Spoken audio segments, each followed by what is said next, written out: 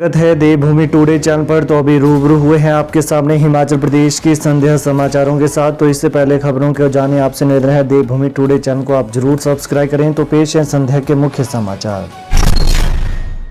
थल सेना अध्यक्ष जनरल मनोज पांडे ने राज्यपाल से की भेंट, सेना प्रशिक्षण कमान का किया दौरा।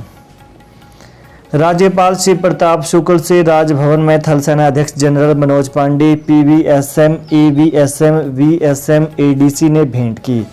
यह एक शिष्टाचार भेंट थी। इस अवसर पर राज्यपाल ने उन्हें हिमाचली टोपी व शॉल के साथ स्मृति चिन्ह भेंट कर सम्मानित किया। राज्यपाल को थल सेना अध्यक्ष ने सेना से संबंधित विभिन्न मुद्दों पर जानकारी दी। वहीं श्री प्रताप शुक्ल और जनरल मनोज पांडे ने क्षेत्र की सुरक्षा और अन्य महत्वपूर्ण मुद्दों पर भी चर्चा की। इसके बाद मनोज पांडे ने सेना प्रशिक्षण कमान मुख्यालय शिमला का दौरा किया। उन्होंने सेना के लिए विकसित प्रशिक्षण और सैद्धांतिक पहलुओं की समीक्षा की।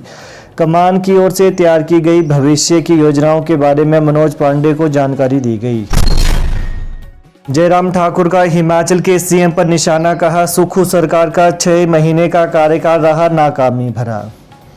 नेता प्रतिपक्ष जयराम ठाकुर ने कहा कि वर्तमान सुक्खू सरकार अब तक हर मोर्चे पर विफल रही है। सरकार के 6 महीने सिर्फ नाकामियों के लिए जाने जाएंगे। 10 गारंटियां देकर सत्ता में आई कांग्रेस की सुक्खू सरकार जनता के हितों को भूल गई है और सिर्फ जन विरोधी फैसले ले रही है।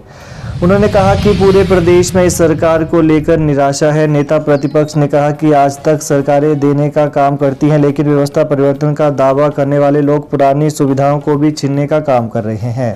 इसके अलावा पूर्व मुख्यमंत्री जयराम ठाकुर ने कहा कि मुख्यमंत्री सुखविंदर सिंह सुक्खू लोकप्रिय के नाम से लोकप्रिय हो रहे हैं। नेता प्रतिपक्ष ने एक एक कर सुक्खू सरकार की नाकामियां गिनाई। प्रेस को जारी बयान में जयराम ठाकुर ने कहा कि लोकप्रिय सुक्खू सरकार ने बदले की भावना से काम करते हुए 1000 से ज़्यादा कार्यरत संस्थानों पर ताला जड़ दिया।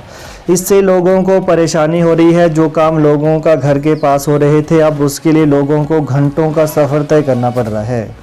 इसके अलावा उन्होंने कहा कि सरकार को बदले की भावना से काम नहीं करना चाहिए। यदि उन्हें बदला लेना है तो हमसे लें। आखिर हिमाचल के लोगों ने उनका क्या बिगाड़ा है?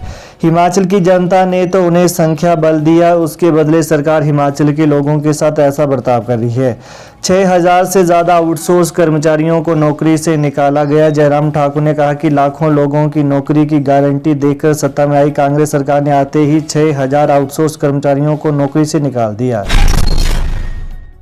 ऊना में स्वां नदी से युवक का शव मिला। नहाने के लिए दोस्त के साथ उतरा था, तैरना नहीं आने से तेज बहाव में बहे दोनों।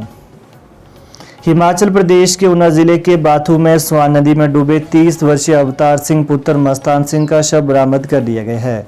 मृतक नंगल कलां का रहने वाला था। स्वां नदी से उसका शव निकालने के लिए पुलिस ने बीबीएमबी से गोताखोर बुलाए थे। आज सुबह गोताखोरों ने रेस्क्यू शुरू किया और कुछ देर में ही अवतार के शव को नदी से बरामद कर लिया। इसके बाद पुलिस ने अवतार के शव को रीजनल अस्पताल ऊना में पोस्टमार्टम के लिए भेज दिया है। हिमाचल के संसाधनों को बढ़ाने के लिए 40 सालों में कुछ नहीं किया। पूर्व सरकारों पर बरसे सीएम सुखविंदर सिंह सुक्खू। पूर्व सरकारों को सवालों के घेरे में खड़ा करते हुए मुख्यमंत्री सुखविंदर सिंह सुक्खू ने कहा कि हिमाचल आर्थिक बदहाली की स्थिति में चल रहा है। 40 सालों में हिमाचल को मजबूत करने को कुछ नहीं किया, केवल लोन लेते रहे। यह उसी का परिणाम है। सरकार ने संसाधन बढ़ाने को कुछ नहीं किया।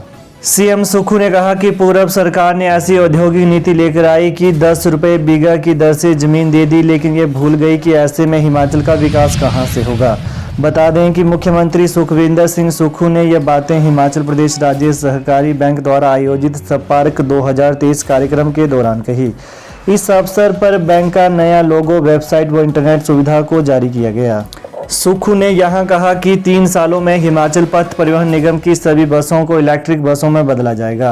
नाबार्ड ने इलेक्ट्रिक बसों की खरीद को स्वीकृति दी है। 4 सालों में आर्थिक व्यवस्था पटरी पर होगी। 10 सालों में हिमाचल देश का सबसे मजबूत राज्य बनेगा। तो ये है संध्या के मुख्य समाचार। तो प्रदेश की ताज़ा खबरों को पाने के लिए देवभूमि टुडे चैनल को आप जरूर सब्सक्राइब करें। धन्यवाद। जय हिंद, जय हिमाचल।